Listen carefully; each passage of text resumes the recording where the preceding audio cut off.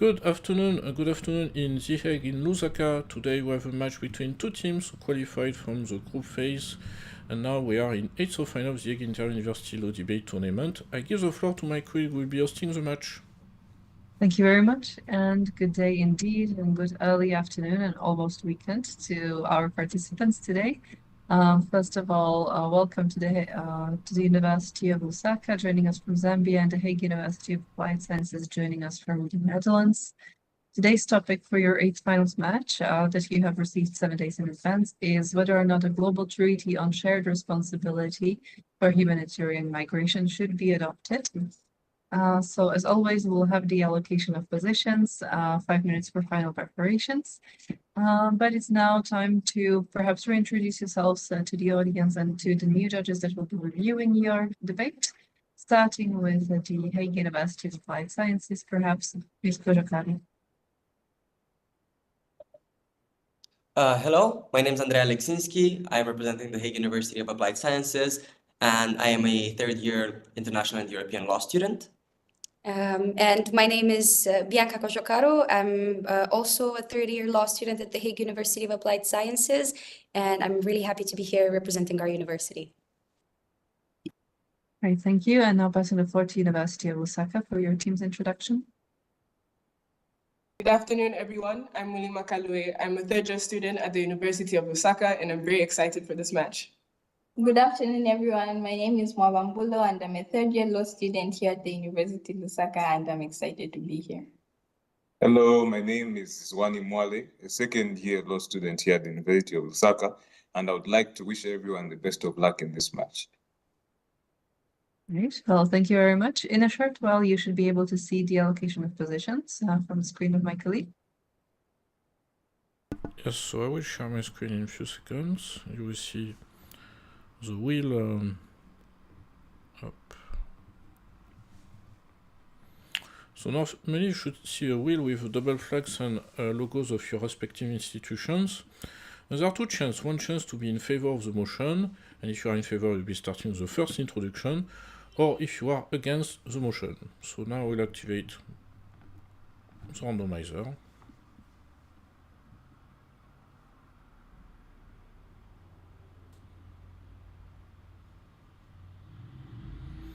That will be for this match. The University of Lusaka will be in favor and starting with the first introduction. As a consequence, that will be the Hague University of Applied Science will be against the motion. Concretely, it means that the University of Lusaka will be defending the position that a global treaty on shared responsibility for humanitarian migration should be adopted, while the Hague University of Applied Science will defend the position that a global treaty on shared responsibility for humanitarian migration should not be adopted. So now we'll have 5 minutes, both teams, for reviewing your notes, and then we'll hear the introduction by the team of the University of Lusaka.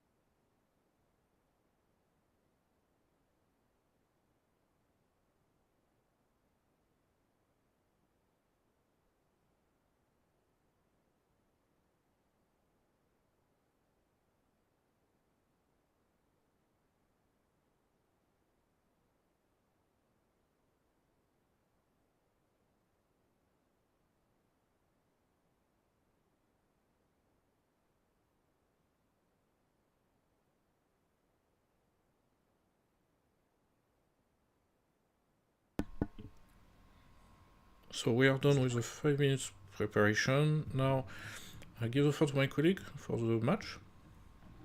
Yes, thank you very much. So your final 5 minutes have passed. Just a short reminder, you will also be getting visual cues in regards to your time left.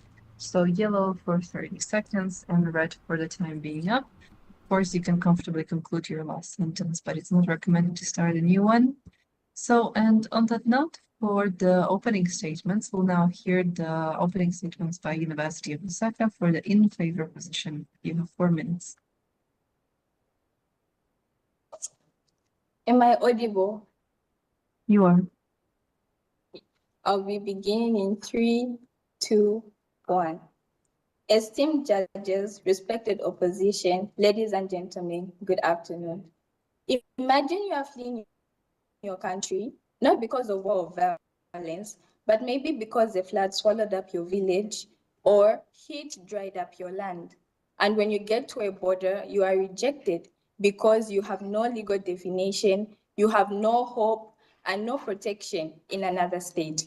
We, as a proposing delegation, strongly propose the motion that states a global duty on shared responsibility for humanitarian migration should be adopted because we want to address this challenge and protect all migrants.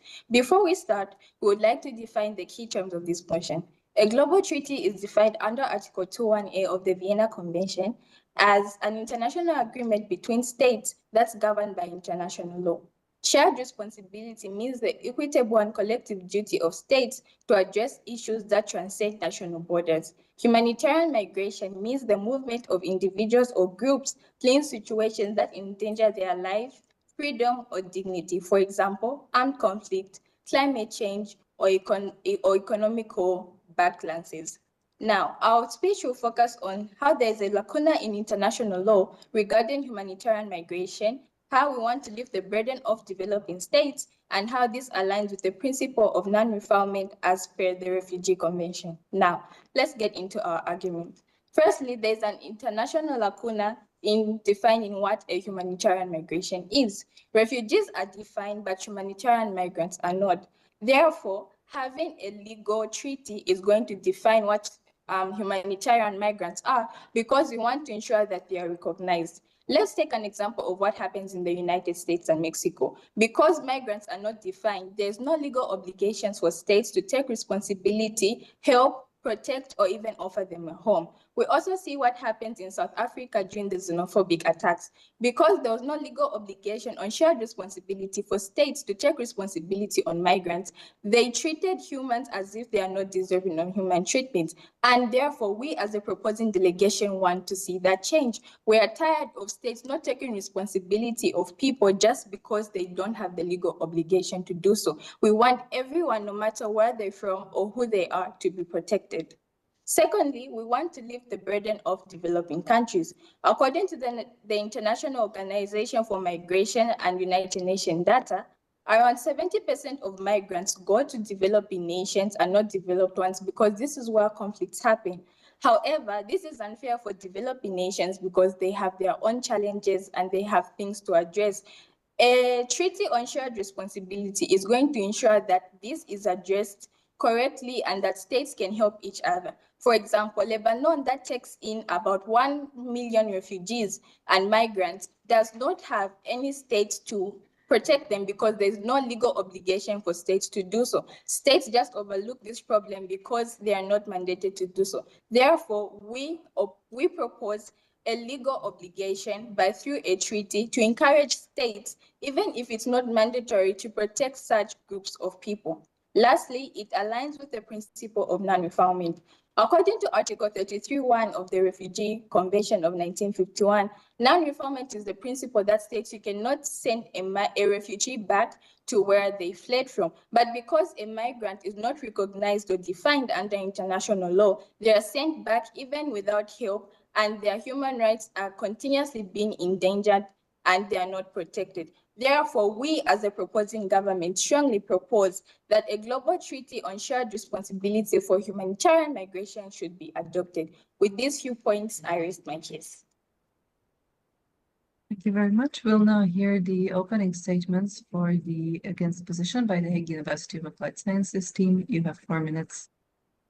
Thank you. Am I audible? You are. Yeah. Okay. Then I will start in 3, 2, 1. The road to hell is paved with good intentions. Saint Bernard of Clairvaux.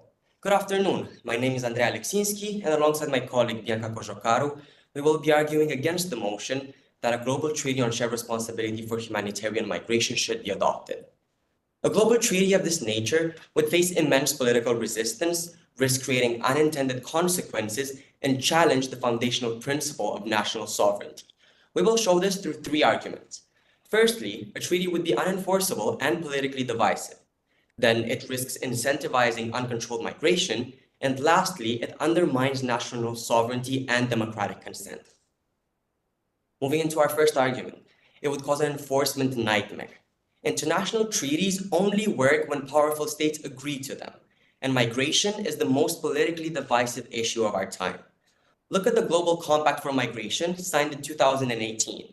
It was immediately rejected by the US, Australia, Hungary, and Poland, one of the most migration-heavy states.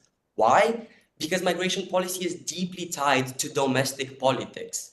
Even within the EU, mandatory quotas have miserably failed so far. In March 2025, Poland took away the right to apply for asylum, and Hungary has been trying to do the same ever since 2018. No court, no fine, and no treaty could change that. A global treaty won't create solidarity, it will create backlash. It is a legal ideal with no teeth in the real world. Moving on to our second argument. It risks fueling irregular migration. When countries promise to share responsibility, they create a powerful pull factor. In 2015, Angela Merkel's open door policy led to a spike of over 1 million arrivals in Germany, many of them fleeing war, but also many others simply seeking opportunity. Once word spread that the system was open and that help was guaranteed, smugglers flourished and borders have collapsed. A treaty that guarantees automatic resettlement or aid sends a clear message. Just get to the border and then you're in. Promising collective resettlement could create a pull factor, incentivizing these high-risk journeys. Now, moving on to our last argument. National sovereignty must be respected. The decision to accept migrants is not merely administrative. It is existential. It affects housing, jobs, healthcare, and public trust. Every nation has the right to decide who enters its borders and on what terms. A binding treaty would override that right with external quotas, court rulings, and supranational institutions. And that is not shared responsibility, it's forced compliance. What we need are targeted regional agreements, funding partnerships, and capacity building efforts. Take, for example, the Khartoum process, a platform for consultation and political cooperation among the countries that are along the migration route between the Horn of Africa and Europe. Although it's not binding, it addresses the issue by fostering cooperation. And it works, but democracies are already under strain. Imposing top-down migration rules will only fuel anti-migrant sentiments and political extremism. If you doubt it, look at the electoral rise of nationalist parties across Europe, which are directly linked to migration anxiety. To conclude, we don't need a global treaty. We need flexible bilateral cooperation tailored to context and capacity. This motion puts good intentions ahead of political reality and risks turning a humanitarian challenge into a global crisis. Sometimes the best way to help is not to sign a treaty, but to act where and how we can without binding ourselves to promises that we know we cannot keep. Thank you. Thank you very much. We'll now be hearing the first rebuttal, starting with the University of Lusaka for in favor position. You have 2 minutes.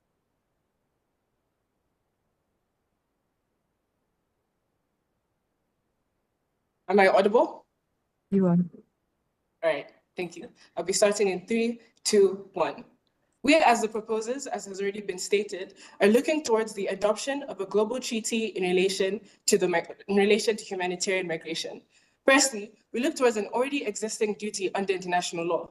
Article 14(1) of the United Declaration of Human Rights speaks towards how every person has a right to asylum. We look towards the fact that This promulgates the principle of non-refoulement, as my previous speaker had stated.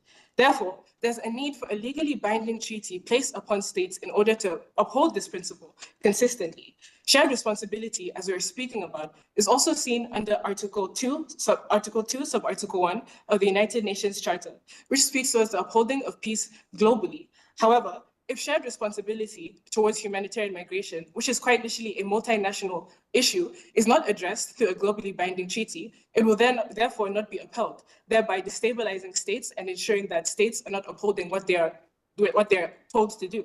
In addition to this, we look towards the fact that we're looking towards humanitarian migration, not towards refugees. Collective resettlement speaks towards whether a person who happens to be a refugee or a migrant goes towards another state and is then settled almost automatically. We're not looking towards that. We're looking towards humanitarian migration, which speaks towards people who are upheld within an actual crisis that falls outside of the definition of a refugee, which is only upheld in the 1951 Convention on Refugees, something that doesn't actually apply to migrants. Therefore, ensuring, as was stated by the previous speaker, that violent and anti-immigration sentiments are actively being promulgated and continued because there's no actual framework that is placed for humanitarian migrants protecting them from these sentiments. We're looking towards the fact that sovereignty is not an absolute principle. It is something that relates to the actual retainment of authority without external interference. However, when you look towards the international community, that would therefore mean that no actual principle is being upheld, in that suddenly every single principle goes against sovereignty. However, the international community ensures that through these principles, we're upholding the voluntary nature of international law. Therefore, there's a need for this treaty. Thank you. Thank you very much. For the first rebuttal against position, Hague University of Applied Sciences, you have 2 minutes.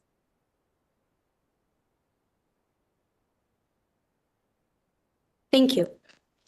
We will start by addressing the analogy made by the proposing team, that of climate migration. Imagine that your land is being destroyed by climate change and that you have nowhere to move but another state. That is a valid example, but it overlooks the fact that, first of all, climate migration is already being addressed through environmental mechanisms that consider the fact that these people who are in environmentally vulnerable places are facing an undue burden placed on themselves by the world. And secondly, the fact that these people are still considered in all of the asylum-seeking frameworks. We would like to address now the arguments brought by the proponent team in order. First of all, they say that there is a gap in the legislation regarding humanitarian migration. Considering all of the statements that have been made, we would like to draw your attention to the fact that humanitarian migration is a humanitarian migrant is someone who chooses to move because they feel like they have no other option, which is a fair definition, we would say. A refugee, however, is someone who is forced to move. And while humanitarian migration may include situations of war, environmental distress, and prosecution, it is different in essence to the concept of refugees and asylum seekers. We will not begin to address the second and third arguments as we have very little time, but we hope that this redefinition of the term sticks with you because it is paramount to the core of the debate. Thank you. Thank you. We'll now be hearing the second rebuttal by the University of Lusaka for in favor position. You have 2 minutes. All right, am I audible? You are. All right, I'll begin in 3, 2, 1. Ladies and gentlemen, before I proceed, I think it's necessary that we should understand the key definitions of the words that are contained in the motion. So here we are arguing on humanitarian migrants. Now, humanitarian migrants are people who move from their places of origin because they face humanitarian crises. These can be things such as wars. It can also be climate change and drought and any other factor that leads to them moving. As such, it cannot be said that humanitarian migrants only move because they feel like doing so. But even they can feel forced. The only difference is that these people do not have protection under the law the way refugees do. We as the proposing delegation see that we need to enact an international framework that will be there to cover these people Firstly, the first point that we look at is the aid of these developing states. As was earlier alluded to by my colleague, the UNHCR reports that exactly 71% of refugees and any migrants that move to low to middle income states. That means these low to middle income states are the ones that have to deal with the evacuating of these people and the incorporating of them into the society. As such, because they are low and middle income states, they also need financial support, international support. That means by allowing this motion, we're going to aid these developing states by giving them the international support that they need. Also, we need to provide for the recognition of these humanitarian migrants, because as we can see, there is a lacuna in the law because there's no definition of these humanitarian migrants. We as the proposing delegation are here to argue and advocate for the implementation of a legal framework that will actually recognize these people. We are not here to bring about an argument that is obsolete, but instead to look at the protection of people who deserve the recognition of human rights just the way refugees are recognized. Now, lastly, we are looking at feasibility of this enactment. Now, of course, the opposing delegation may argue that it's not guaranteed that states to sign to this. However, this is a solution debate. We as a proposing delegation bring a solution to the issue that is there. And the best solution is for us to enact a law that recognizes these people and provides for the protection of the rights that they deserve. I rest my case. Thank you. We'll now hear the second rebuttal by the team of the Hague University of Applied Sciences. You have 2 minutes.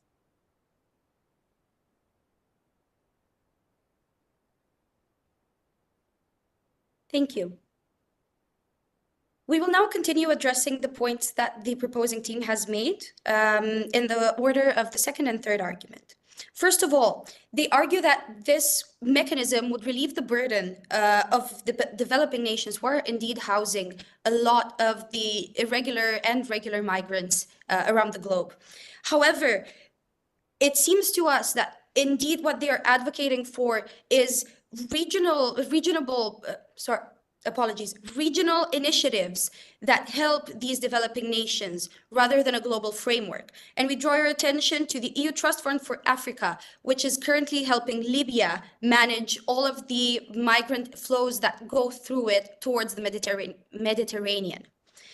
Further, we would like to point out that indeed, while these migrants do not have any specific convention that exists that specifically says humanitarian migrants are protected, they have access to all of the mechanisms that other migrants do. And each state, indeed, ensures the right of asylum and also has the right as a state to accept migrants depending on their personal circumstances. That is why asylum applications are extremely lengthy, and that is why every migrant is taken into consideration by each receiving state, considering their specific circumstances that they bring with themselves to the receiving state. Finally, the opposing team has addressed the concept of non-refoulement, and we argue that these migrants, humanitarian migrants, who already have access to the refugee and asylum-seeking mechanisms, are not being subjected to refoulement as a result of the fact that all of their applications are being considered by individual states. And where the individual states find irregularities, then the individual state has to be held responsible instead of the international community. Thank you. Thank you. We'll now be hearing the closing statements, starting with the team of University of Lusaka. You have 2 minutes. In conclusion, what we as the proposers are trying to argue is that the opposition has misled us in relation to humanitarian migration. These migrants are not people who will simply be led into any state because they've simply left their country. These are people who have left their state due to an actual crisis, whether that be something that falls out of the definition of a refugee. These are people who had legitimate reasons to leave their homes, but are not actively led into these homes, into new homes, simply because they have no active framework that actually applies to them. We're looking towards the fact that sovereignty is not an absolute principle. It is something that is upheld consistently through international cooperation and through the upholding of international frameworks, such as one that could be legally binding in relation to humanitarian migration. We're looking towards a solution to things like anti-immigration sentiments that has been mentioned by almost all speakers. Through frameworks such as these, we're ensuring that these sentiments and these these sentiments are not upheld and are not consistently shown throughout the riots and the actual activities that are being taken against migrants and humanitarian migrants specifically. We're looking towards a framework that upholds global peace and is shown internationally and consistently. We're looking towards the fact that the voluntary nature of international law may prove insufficient in relation to humanitarian migrants, and how refugees who are simply not actively protected under their own legally binding frameworks show that when it comes to migrants, people who might have even lower protections, they will not actively be protected without actual hard law. We're arguing towards the fact that people in a crisis need to have frameworks that are actively applied towards them, especially in a legally binding manner. Therefore, the upholding and the adoption of a global treaty. We cannot look towards pre-existing treaties that don't actually apply to them. Because they're not defined, they're not actively recognized. These are people who are held to a standard that they simply cannot meet because they simply do not exist at law. That is the lacuna that we have been speaking towards. We want something that actively highlights these people and acknowledges them as people who have human rights that need to be upheld within a legally binding framework. Thank you very much. I rest my case. Thank you. We'll now hear the closing statements by the team of the Hague University of Applied Sciences. You have 2 minutes. Thank you. I will start in 3, 2, 1. Shared responsibility cannot be built on unrealistic expectations. It must be built on trust, capacity, and consent. Firstly, to put this to rest, even the UNHCR's emergency handbook defines that refugees are outside of their own country because of a threat to their lives or freedom, while immigrant has been used to designate people who move by choice rather than to actually escape conflict or persecution. However, this also means that they are free in their own way to claim asylum, meaning that especially if you are a humanitarian migrant because you fear that your life is in danger from different factors, that does mean you could fall into an immigrant status, which means you are still protected. We respect the moral weight of the motion. No one on our side denies that humanitarian migration is one of the defining challenges of this time. But we also argue that a binding global treaty as proposed here is not the right solution. Let's talk about the political reality. Even within the EU, solidarity mechanisms have struggled and they will continue to. When quotas were introduced in 2015, several countries simply refused. And that wasn't cruelty. It was the result of domestic limits, resource constraints, and political volatility. A global treaty would face the same issues, but on a much larger scale. If we can't enforce cooperation, we risk creating promises that look good on paper but fracture in practice. Second, there's a risk that these frameworks can lead to the opposite of their intent. By standardizing responsibilities, we could reduce states' flexibility to respond. Thus, cooperation needs to be earned, not imposed. Third, a treaty like this risks simplifying this complex issue. Humanitarian migration is not a single problem with a single fix. That's why we believe in targeted regional agreements, funding partnerships, and capacity building efforts that are responsive and context specific. Now, this doesn't mean that we need to walk away. It means recognizing that effective solutions have to be built from the ground up, not top down. Thank you. Thank you very much. You can now all relax. You are no longer graded after this part. You have successfully completed your 8th final match of the Hague Inter-University Rugby Tournament in 2025. Congratulations. If I can just ask everyone to turn back to the room with their cameras. Thank you. All right. Well, as always, as soon as we receive and confirm the scorecards from the 3 judges, we'll be sharing the results with you, and the team that progresses to the next round will also receive an email in regards to coordinating with the opponents for the quarterfinals, the date and the time of the next match.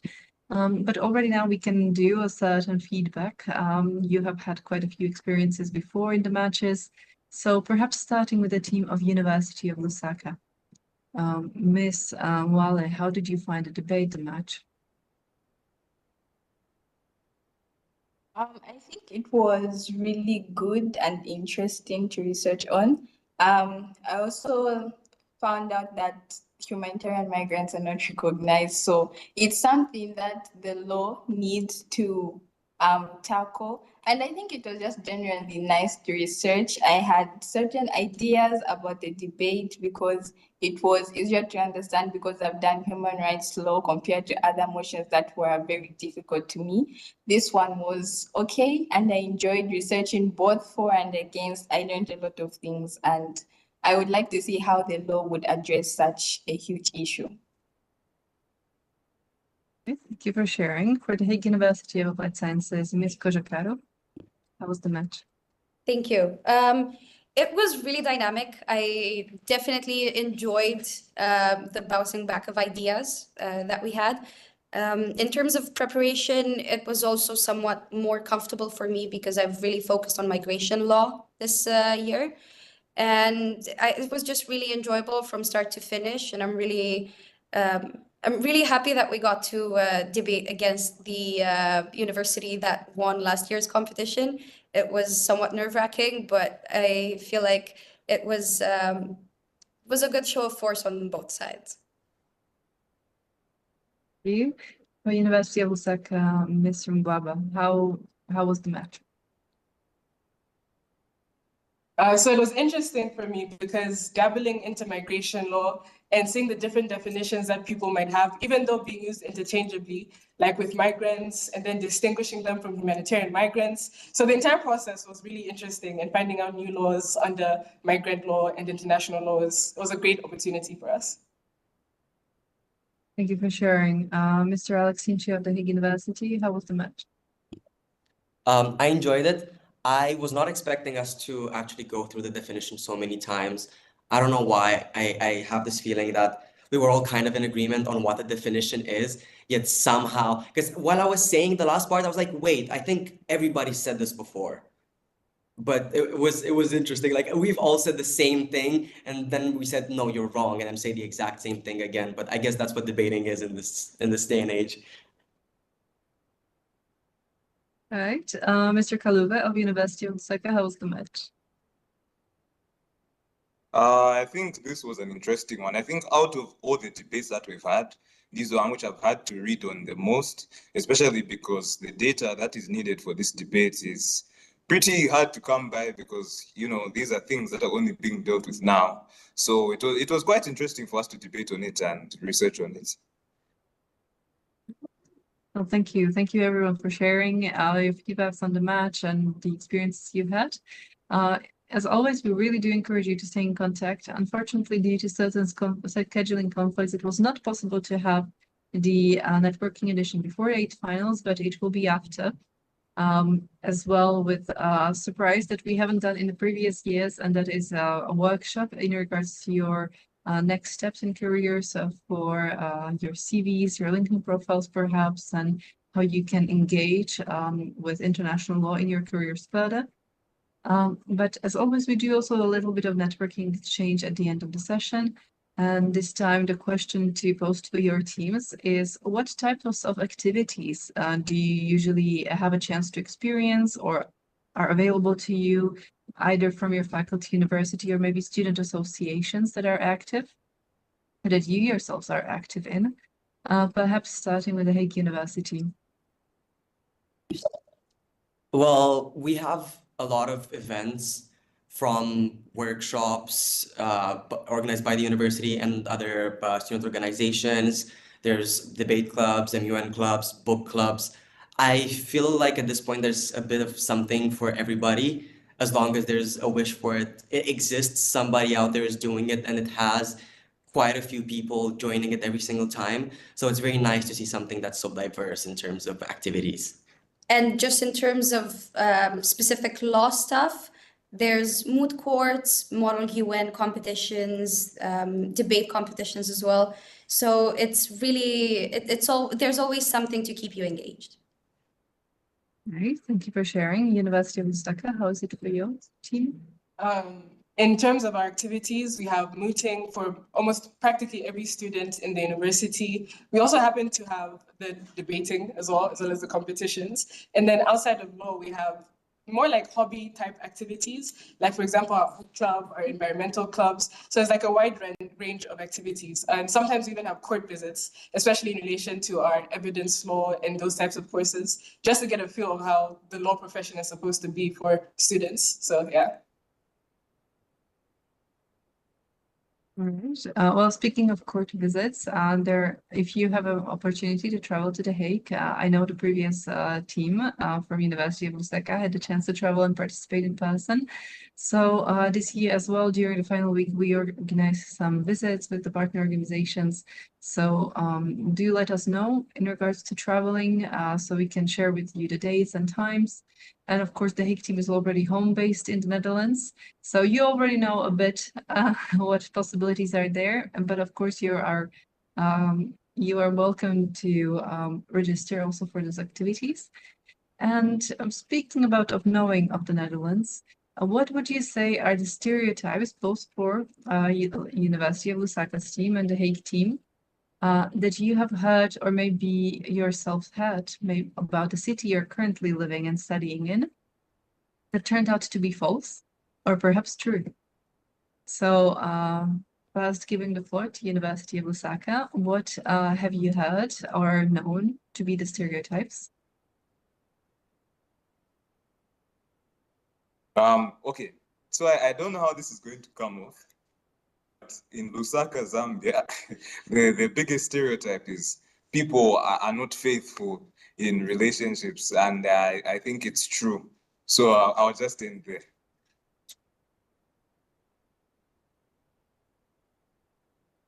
All right. What about your teammates? Anything you would myself add? Maybe a culinary stereotype there's might be happening as well, or You go first.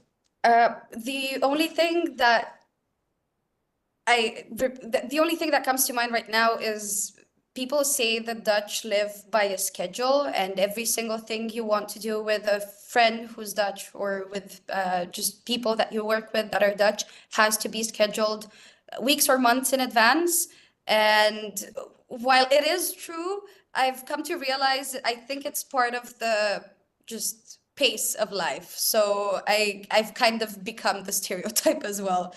And there's two more that I think are kind of true. First of all, Dutch people are tall. They're very tall. I swear I barely, if ever, see a Dutch, like born generations Dutch under 180. And then Dutch directness, which means they're very extremely honest. And something that may come off as rude in another country is just honesty for them, and they appreciate being brutally honest. right? Well, there is a possibility maybe to also experience those Dutch stereotypes for the University of Lusaka if you get to travel for the final week or maybe in the future. All right. From our side, once again, congratulations on your 8th final match. Well done. You have secured the one of the 16 reserved spots in the next edition for the team that will follow you already. And in regards to results, we'll let you know as soon as possible. The judges have 2 business days to review the match. And on that note, I'm not keeping you longer anymore from your weekends. So please enjoy the good weather. I hope you have the good weather, and all the best.